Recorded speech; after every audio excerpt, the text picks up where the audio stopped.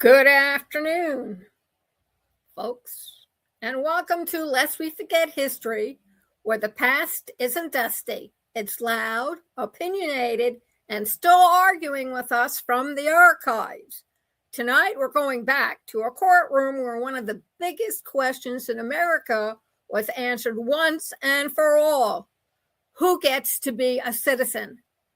Johnny Carson used to say the world was full of strange debates, and tonight is one we're somehow still having.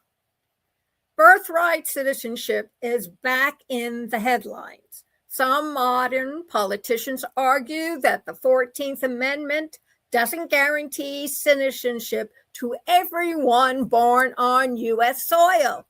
They claim the phrase, subject to the jurisdiction thereof, excludes certain groups. Kind of reminds you of discrimination, prejudice, doesn't it? And that the Constitution never meant what we all believe was meant for over a century. But here's the thing. This debate isn't new, it isn't modern, and it isn't ambiguous, because more than 125 years ago, the Supreme Court, you remember them, answered this question in case so clear, so decisive, and so foundational that it still stands as the controlling precedent today.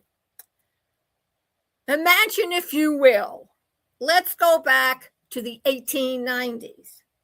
A young man named Wong Kim Ark was born in San Francisco to Chinese immigrant parents. He lived his entire life in America.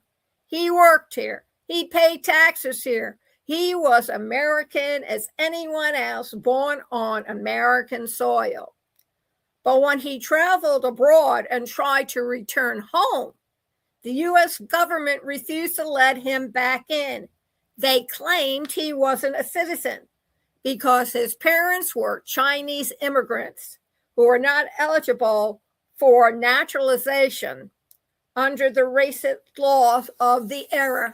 Convenient, right?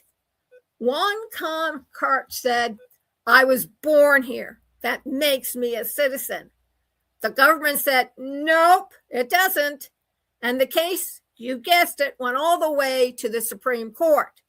The question before the court was simple. Does the 14th Amendment guarantee citizenship to anyone born on U.S. soil, regardless of their parents' nationality? The court's answer was even simpler. Yes, it does.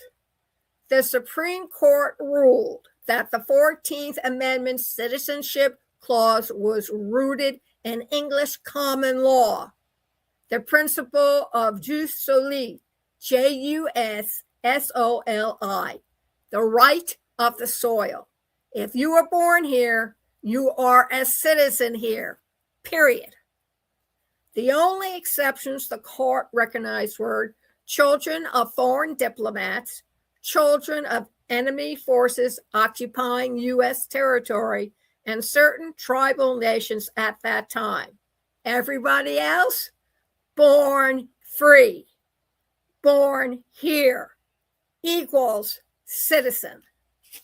The court held that Wong Kim Ark was a citizen from the moment he took his first breath in San Francisco, and that ruling has been the law of the land ever since.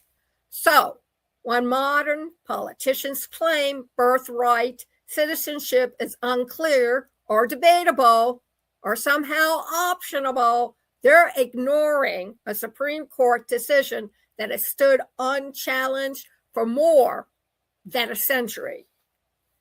This case isn't just about one man. It's about the meaning of American identity.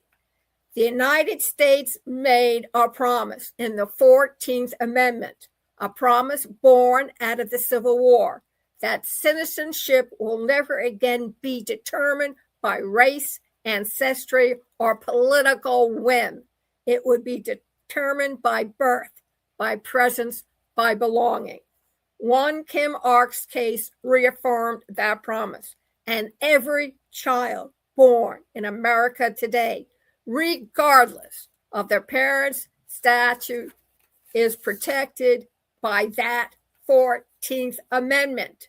And that, folks, is today's journey through the courtroom, where America defined itself. Johnny Carson used to end the night with a wink that said, "Phew, we made it through another one." And somehow we always do. Until next time, remember, history isn't just what happened, it's still what holds us together. Top of the day to you.